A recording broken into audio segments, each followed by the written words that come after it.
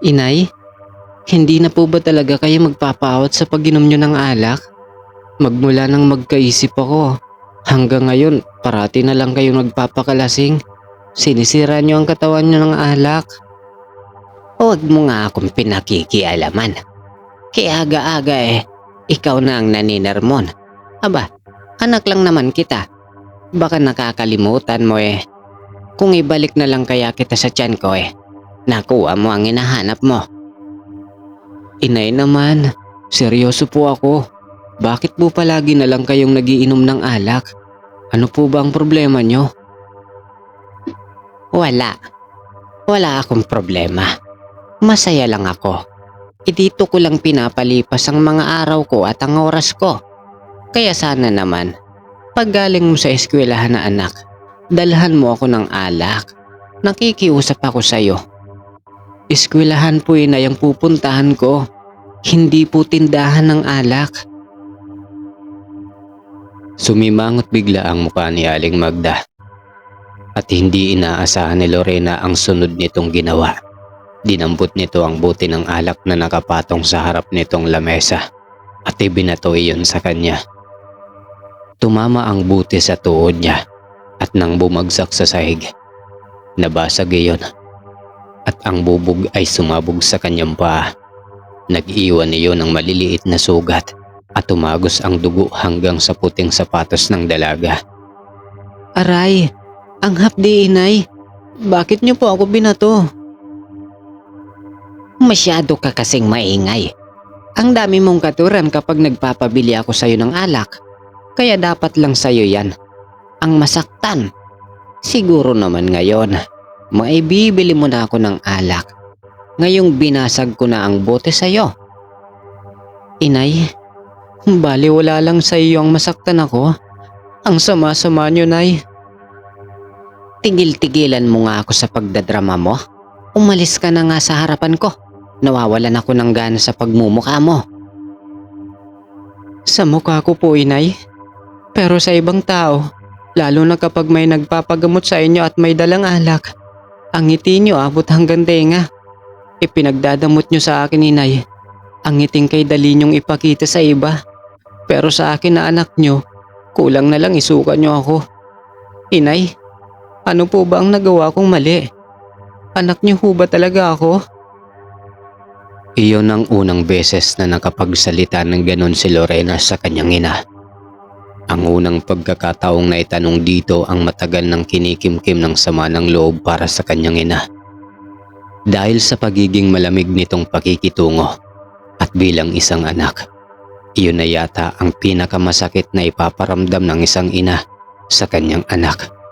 Ang iparamdam na baliwala siya sa buhay nito. Pinipigilan niya ang wag umiyak ng mga oras na yon. Halos araw-araw parang may nakatusok na pako sa dibdib niya sa tuwing kinakausap siya nito. Para bang hindi siya nito nakikita bilang anak. Kaya naman madalas niya na itong sinasagot-sagot para lang mapansin ng ina. Pero tila manhid na ito pagdating sa kanya. Mahusay na albularya si Aling Magda at hiwalay sa asawa. Naging sikat ang ginang sa panggagamot dahil sa pambihirang kakayahan nito. Gamit ang alak ay napapagaling nito ang mga pasyenteng lumalapit dito. Kaya imbis pera ang ibinabayad nila sa ginang, dinadalhan na lang nila ito ng alak. Ang iba namang mga pasyente nito ay naawa kay Lorena at palihim na nag-aabot ng pera para tulong sa pag-aaral niya o di kaya pangbili ng mga pangangailangan nilang mag-ina. Sa ngayon ay working student ang dalaga. Bilang isang nurse, nag-aaral siya sa gabi at nagtatrabaho sa umaga. Ayaw niyang huminto sa pag-aaral. Kaya lang, nang magsimulang malulong sa alak ang kanyang ina, nahinto rin ang kanyang pag-aaral. Kaya napilitan ng dalaga na magtrabaho bilang isang kahera sa grocery na madalas ay kulang ang nakukuha niyang sweldo para pangbili ng alak ni Aling Magda. Bakit? May iba ka na bang ina? Lumayas ka na nga kasi sa harapan ko. nang hindi na ako magalit sa iyo. Ibili mo na lang ako ng alak nang may mapaglibangan ako dito. Paano po kung magkasakit kayo? Dahil sa kakainom nyo ng alak. Inay, naisip nyo po ba kung ano na lang ang mangyayari sa akin kapag nawala kayo? Hindi ba andito pa naman ako? Tigil-tigilan mo nga ang katatanong sa akin. Magmula sa araw na ito, ay hindi na po ako bibili ng alak para sa inyo. Kayo ang bumili. Wala akong pera. Kung gusto ninyo, bumili kayo ng mag-isa. Dapat marami at magpakalango kayo sa alak. Ipangligo nyo sa buong katawan nyo. Hindi alam ni Lorena kung saan niya hinugot ang lakas ng loob para masabi sa ina ang mga salitang iyon. Basta na malaya na lang niya na lumabas na iyon sa kanyang sariling bibig. Kaya parehong natigilan silang dalawa pagkatapos niyang magsalita. Ang lintik na babaeng ito. Aalis na po ako, inay. Akma na sana itong tatayo para sampalin siya. Pero inagapan ni Lorena ang pag-alis sa harapan ng nakaupo niyang ina. Kitang-kita sa mga mata nito ang galit at panggigigil sa kanya dahil sa mga nasabi niya dito. Pero dahil mabilis na siyang nakalayo at nakalabas sa pinto ng kanilang bahay, narinig na lang niya ang galit na boses ng ina habang nagsisisigaw. Huwag ka nang babalik dito. Wala kang kwentang anak. Dinig na dinig ni Lorena ang malakas na boses ng kanyang ina. Sanay siya sa masasakit na salitang ibinabato nito sa kanya. Para bang hindi ito nasasaktan sa mga paghihirap na nararamdaman ng kalooban niya. At hindi isinaalang-alang kung masasaktan ba ang damdamin nito. Hanggang sa paglalakad at nakalayo na sa bahay ang dalaga ay wala pa ring patid ang mga luha niya. Kahit pinagtitinginan siya ng mga taong nakakakita sa mga paghikbi niya, baka sa pagmumuka ng mga taong nakakapansin sa kanya ang awa. Ang iba naman ay nasanay na dahil sa araw-araw niyang pagdaan sa gilid ng reles ng tren, kung kaya para na lang din siyang hangin na basta na lang dumaan. Pinahid ni Lorena ang mga luha sa kanyang pisngi at ipinagpatuloy ang paglalakad. Hanggang isang matandang lalaki ang nakabangga niya. Mukhang gusto nitong magpakamatay para tumawid ng basta sa reles. Sakto naman may padaan ng tren. 3 minuto at masasagasaan na nito ang lalaki. Maagap niya itong hinila. At sa pagdaan nga ng tren ay natumba sila at bumagsak sa lupa. Magpapakamatay po ba kayo? Pasensya ka na. Magulo kasi ang isip ko. Hindi ko namamalaya na dito na pala ako dinala ng aking paa. Opo, kung hindi ko nga po kayo nakita maaring nasagasaan na kayo ng dumaan na tren. Ano po bang problema nyo? Kaya nyo po bang tumayo? Kaya kong tumayo. Pero ikaw yata ang mas dapat kong tinatanong ng ganyan. Ang daming dugo ng paa mo. Saka ang tuhod mo. Malaki rin ang pasa. Namumula din ang mga mata mo. Ayos ka lang ba? Hindi muna sumagot si Lorena sa tanong ng matanda. Mabilis siyang tumayo at pinispisa ng puting palda dahil narumihan niyo ng lupa. At nang tumayo na rin ang matanda at muli ay sinulyapan siya nito. Mukhang nag-aaral ka pa lang ng nursing. Paano nyo po nalaman? Doktor kasi ako. Sa katunayan, naghahanap ako ng magiging personal nurse ng aking anak. Kahit sana hindi nakapagtapos, basta marunong maglagay ng swero at pagsasali ng dugo. Hindi naman po ako nag-aaral ng nursing. Matagal na po akong tumigil sa pag-aaral.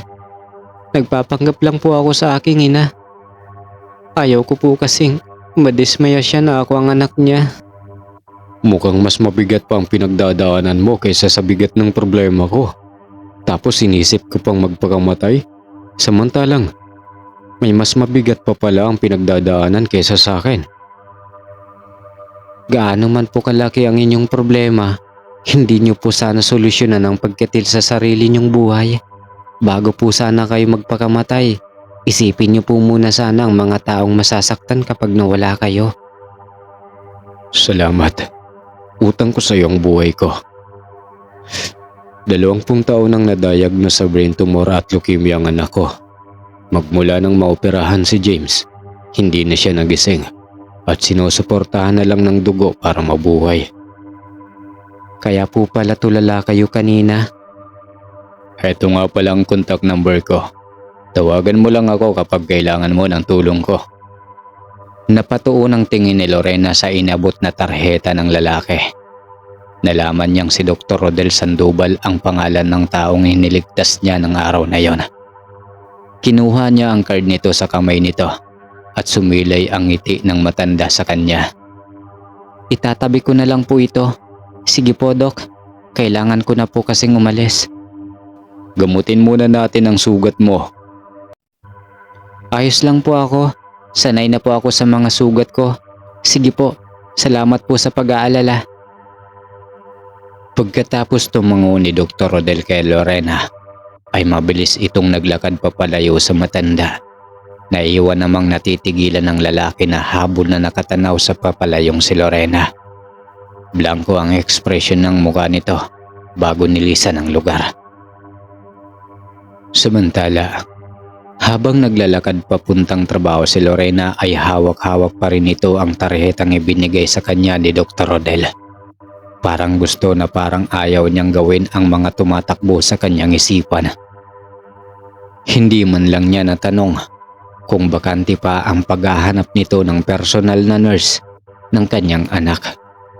Pero mayroon sa bahagi niya na tumututol dahil sa ngayon lang nakilala ang matanda. Pasensya na po kung nalita ko, sir. Nagka-problema lang po uli. Pagdating niya sa mini grocery na pinagtatrabahuan bilang isang kahera, ay nakita niyang iba na ang nakapwesto sa desk niya. At ang amo niyang Koreano ay sandamukal ang pagkakagusot ng muka dahil sa pagiging late niya. Galit na galit itong humarap sa kanya habang nakahawak pa sa baywang nito. Pasensya na po talaga kayo, sir. Ibawas na lang po ninyo sa sahod ko ang late ko po. Pero nagulat si Lorena sa malakas na sigaw ng Koreano. Ang lakas daw ng loob niyang umasang maibabawas sa sahod niya ang pagiging late niya. Samantalang uberbali, umalaki na ang utang niya rito at karamihan ay alak ng kanyang ina.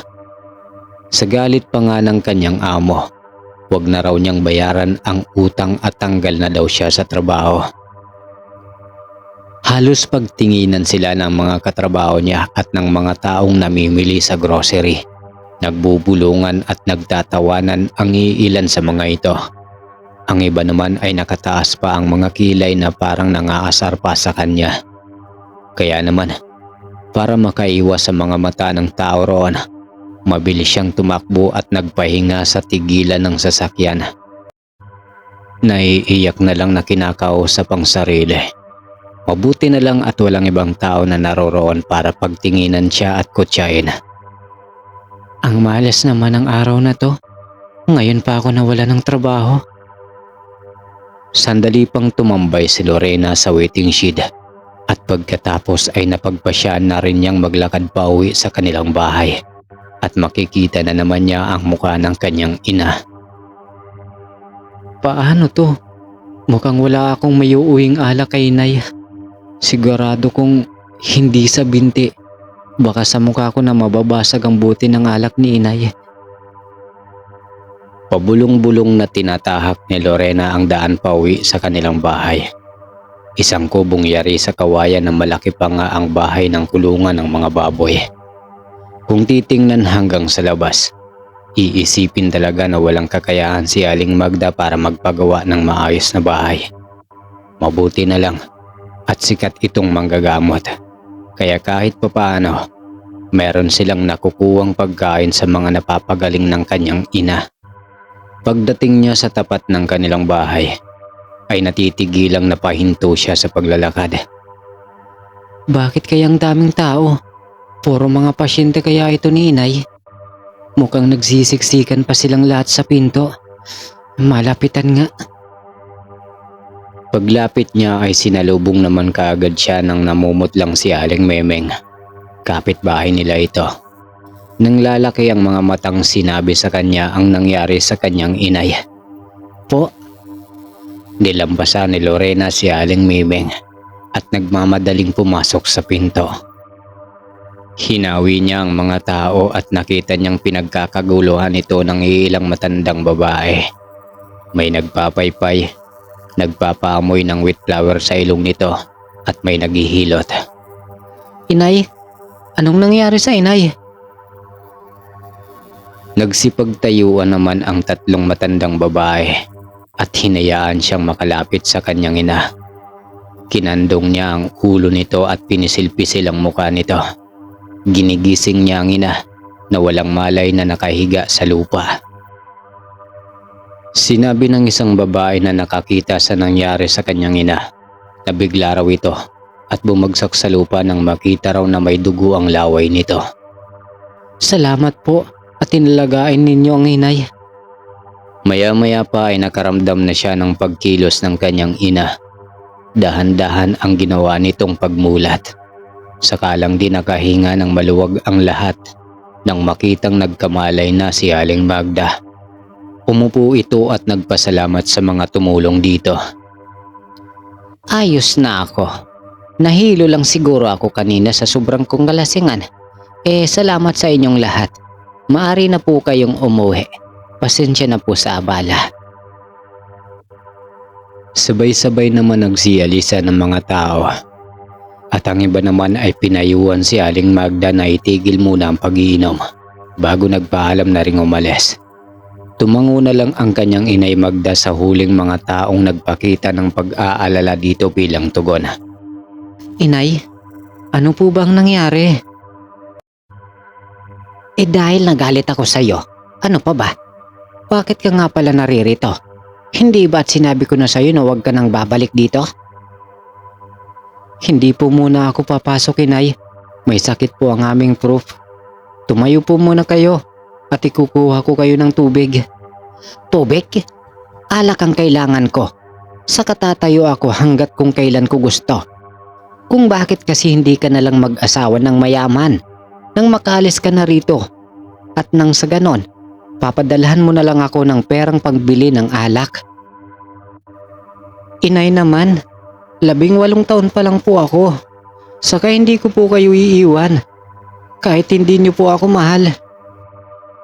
Magsisimula na naman tayo. Ang iba nga 14 na taon pa lang may mga anak na. Katwiran mo, palpak. Bakit po ba niyo ako pinagtatabuyan? Saka inay, bakit po ba ganyan kayo pagdating sa akin? Ang init ng ulo ninyo kapag nakikita ako. Samantalang sa mga pasyente nyo, abot langit ang pagkakangiti nyo. Ano po bang gusto nyong gawin ko, inay? Pakiramdam ko, pinagtatabuyan nyo na ako papalayo sa inyo. Dapat lang, dahil hindi kita kailangan. Ang mga pasyente ko nagdadala sila ng alak para sa akin. Samantalang ikaw, puro reklamo, puro tanong. Ang gusto ko, mag-asawa ka na. Para kapag nawala ako, hindi ka na magmumukhang kawawa. Hindi maintindihan ni Lorena ang kabag bumundol sa kanyang dibdib ng mga oras na yon. Habang nakatingin sa nakaupong si Aling Magda at ang biglang paghikbi nito ng iyak.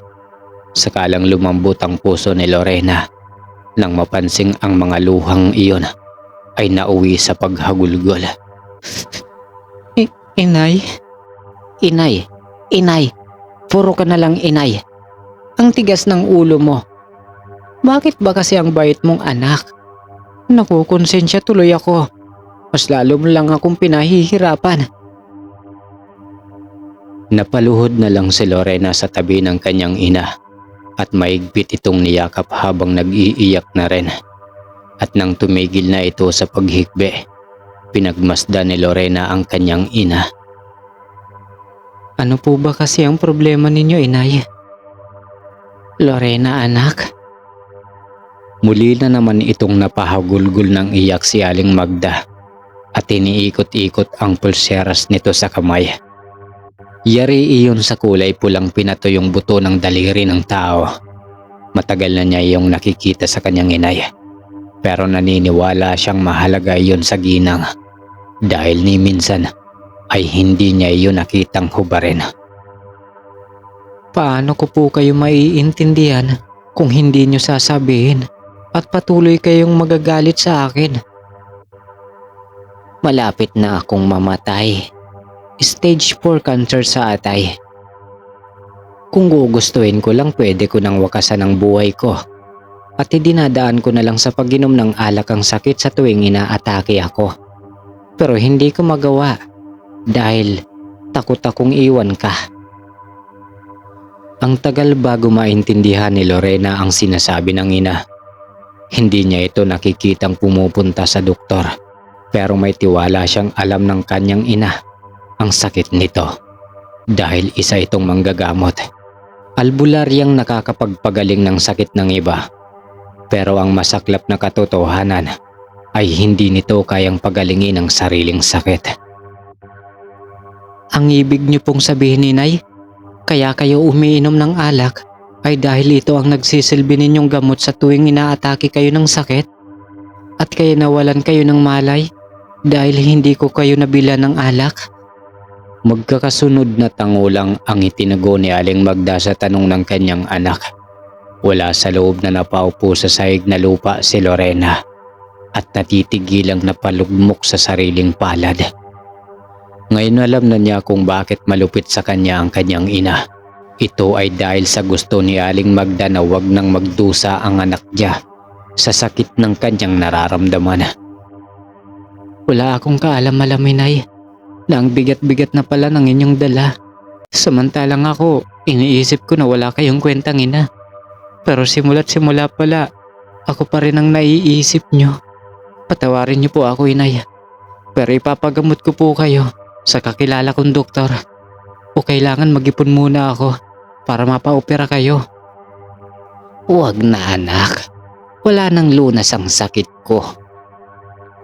Diyos lang, Inay, ang siyang may karapatan sa buhay natin. Siya lang ang nakakaalam kung walang lunas o meron pa. Basta ipapagamot ko kayo sa ayaw at sa gusto nyo.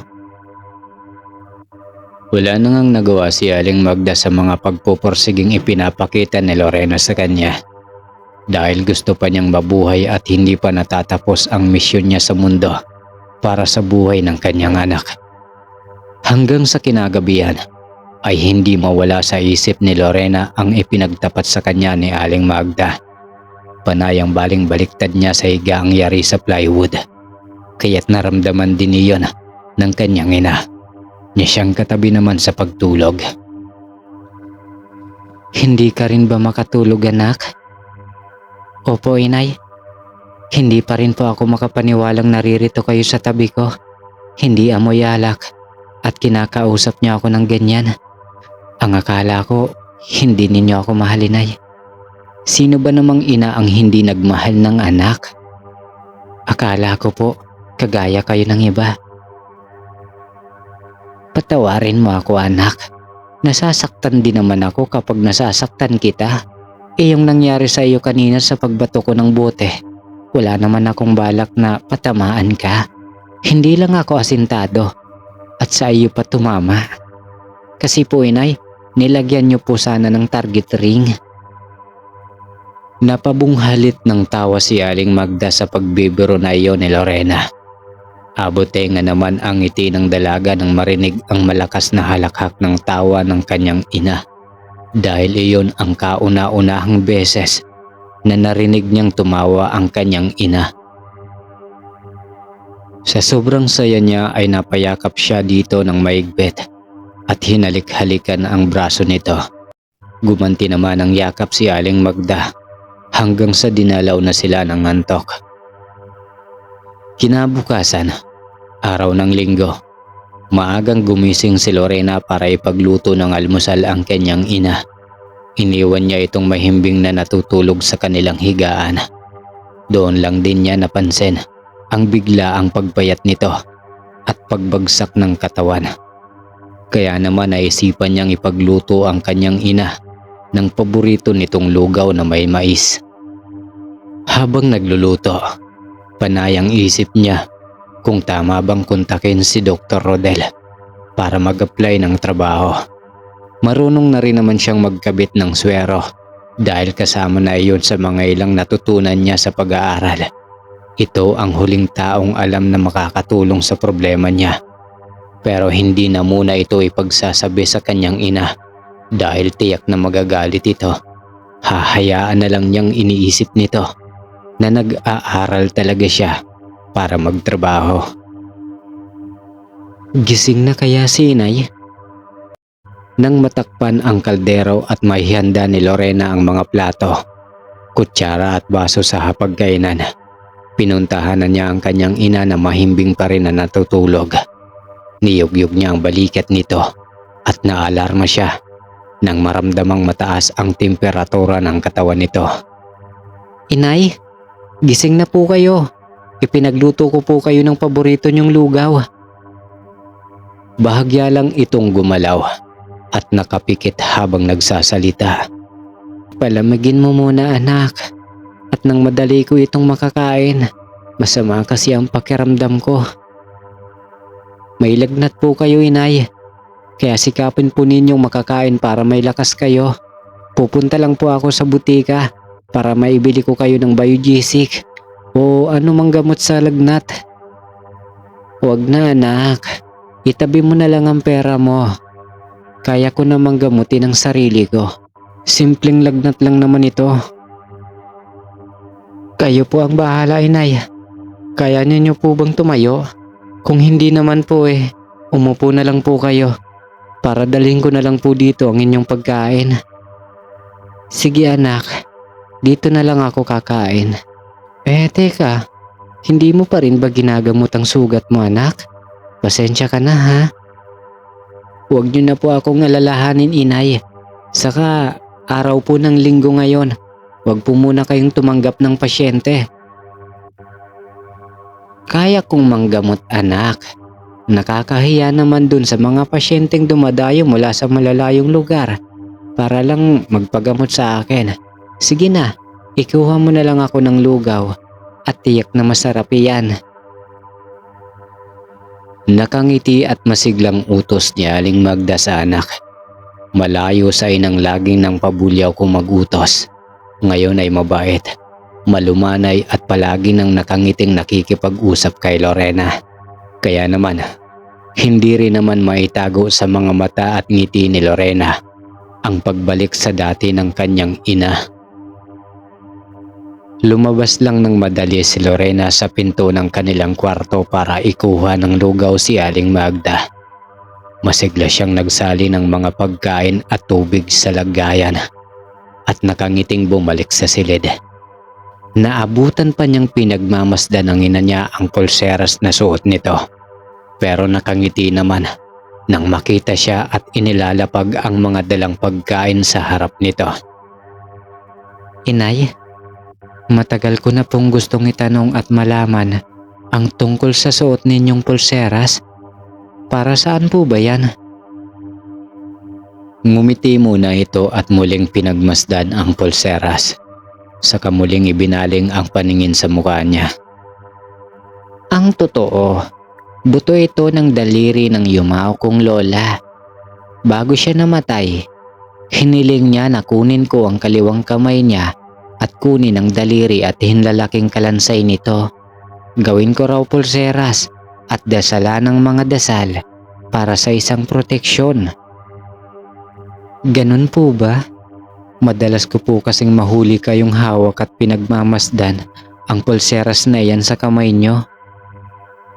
Basta, mahalaga ito anak. Isa itong pag-asa. Iyon lang ang naging sagot ni Aling Magda sa tanong ng kanyang anak. Kaya pinagmasdan na lang ng dalaga ang ginagawang pagsubo ng kanyang ina. Nang matapos na ito sa pagkain, ay hiniligpit naman niya ang pinagkainan nito at biglang naisip na tawagan ang doktor para makapagtrabaho dito. Magkukunwari na lang siya na magsisimba muna sa bayan para may maidahilan siya sa kanyang mahal na ina. Mag-iingat ka anak. Huwag ka na lang magpagabi. Sigurado po ba kayo na kaya niyong mag-isa? Siyempre naman, Hindi naman ako mag-iisa. Heto nga at may padating na akong una kong pasyente. Huwag mo na akong alalahanin. Kaya ko naman ang sarili ko. Sige na, at baka hindi mo maabutan ang unang mesa. Sige po, inay. Matapos magpaalam si Lorena sa kanyang ina, ay agad niyang tinawagan sa cellphone ang numero na nasa tarheta. Pagkatapos ay idinikit iyon sa kanyang tenga habang naglalakad papalayo. Kailangan magmadali dahil baka gabihin siya sa pag-uwi at magtaka ang kanyang ina. Nagiring iyon at narinig ang boses ni Dr. Rodel. Si Lorena po ito, yung dalagang nakausap ninyo sa riles ng tren. Gusto ko po sanang humingi ng tulong. Pwede po ba kayo makausap ng harapan? Ah, ikaw pala. Oo naman, tamang-tama, linggo ngayon. Hindi ako busy. Text ko sa iyo ang address ko sa mansion ko. At may kailangan din akong ialok sa iyo na trabaho. Sige po, Doc. Salamat po. Nang maputol ang tawag ay sandaling huminto sa ilalim ng malaking puno ng mangga si Lorena. Bahagya lang ang itinigil niya sa paghihintay dahil agad na tumunog ang kanyang cellphone. Isang mensahe galing kay Dr. Rodel at kalakip nito ang address na binanggit nito kanina. Nagpara ng paparaang tricycle si Lorena. Mabuti na lang at malapit lang din ang lugar na pupuntahan niya sa kanilang baryo. Habang nasa biyahe ay panay ang tanong ng dalaga sa kanyang sarili. Hindi niya kasi alam kung tama bang magtiwala sa isang tao na ngayon lang nakilala. Pero para sa ikagagaling ng kanyang ina, gagawin niya ang lahat para dito. Pagdating ni Lorena sa tapat ng magarang mansyon kung saan siya inihatid, nalula siya sa laki at ganda ng tahanan ng doktor. Maraming magagandang halaman, mga nagtataas ang mga puno at ang gate ay yari sa pinakamahal na marmol na galing pa sa bansang Italy. Mansion pa ba ito? Para na itong palasyo ah. At ang garahe, 2 ulit na mas malaki pa sa bahay namin ni inay. Halos nakaawang na lang ang bibig ni Lorena sa sobrang paghanga sa ganda ng mansyon. Natauhan lang siya nang lumapit ang isang katulong at sinabing nasa garden daw si Dr. Rodel. Sige po, pwede niyo po ba akong samahan sa kanya? Kasi po, sa sobrang laki nitong mansyon ni Doc, baka hindi na po ako makalabas. Ang werdo lang ng lugar ng paligid ng mansyon o dahil lang sa katulong na kausap niya. Dahil nagpapatawa siya ay hindi man lang ito ngumiti para tugunan ang pagbibiro niya. Parang umikot lang sila sa likod. Nakita ni Lorena na nasa upo ang bakal ang lalaki. Kulay puti ang pintura na malapit naman sa swimming pool. Sa harap naman ito ay ang malalaking bulaklak ng rosas. Habang hawak ni Dr. Rodel ang dyaryo at tahimik na nagbabasa sa utang salamin. Magandang umaga po, Doc. Oh, nariyan ka na pala. Sige Yaya, iwanan mo na kami. Taboy ni Dr. Rodel sa katulong na naghatid kay Lorena. Nagmukha na itong strikto dahil sa suot nito. Malayong malayo sa malungkot na doktor na nakausap niya kahapon. Maupo ka Lorena. Itinuro nito ang upuang nakaharap sa lamisang kinauupuan nito. Pagkatapos ay tiniklop ang dyaryo at kinausap ang dalaga. Ano nga ulit ang sadya mo sa akin? Tungkol po ito sana sa trabaho. Kung pagkakatiwalaan niyo po ako, gusto ko po sanang mag-apply bilang alalay ninyo ho sa pag-aalaga ng anak niyo. Tamang-tama lang din ang lapit mo. Marunong ka bang magpalit ng swero sa anak ko? Lalo na kapag kailangan niyang masalinan ng dugo, nakahanda ka bang sumunod sa mga ipinagbabawal ko dito? Siyempre naman po. Okay, sige. Bali ganito. Pwedeng uwian, pwede rin ang istiyin.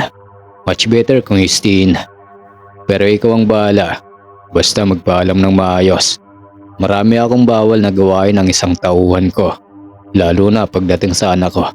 Istrikto ako. Kayo po ang bahala. Ano po, tanggap na po ba ako? Oo naman. Tulong ko na rin sa'yo. Doble ang sahod mo kumpara sa iba kong tauhan. Ayaw ko nang papasok ka sa kwarto ng anak ko lalo na kapag gabi. Kasi umiiwas ako sa chismis o ano pang mga mabubuong usapan. At higit sa lahat, ayaw ko ng maraming tanong. O ano, nagkakaintindihan na ba tayo? Opo, Dok. Kailan po ako pwedeng magsimula? Bukas kung gusto mo. Walang mapagsidla ng tuwa si Lorena. Nang sa wakas ay nagkatrabaho na siya at doble pa sa kanyang inaasahan.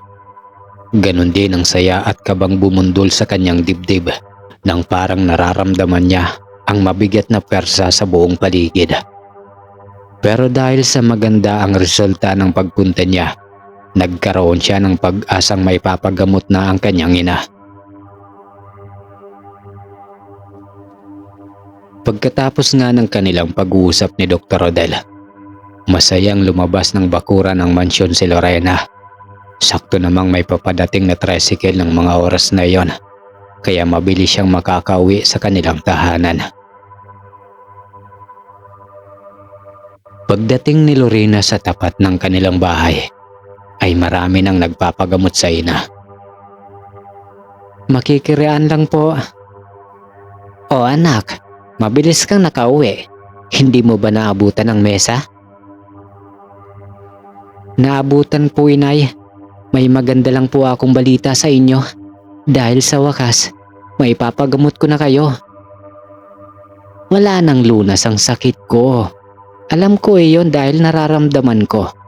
Saka, wala akong tiwala sa mga doktor. Papatayin lang nila ako. Masasahol pa sila sa mga aswang. Inay naman, Ayaw niyo po ba akong makasama? Hanggang dito na lang muna ang aking kwento. Huwag po kayong mag-alala dahil isusunod ko rin po ang part 2. Masakit na po kasi ang lalamunan ko kaya hindi ko na kaya. Pasensya na. Yun lang. Salamat.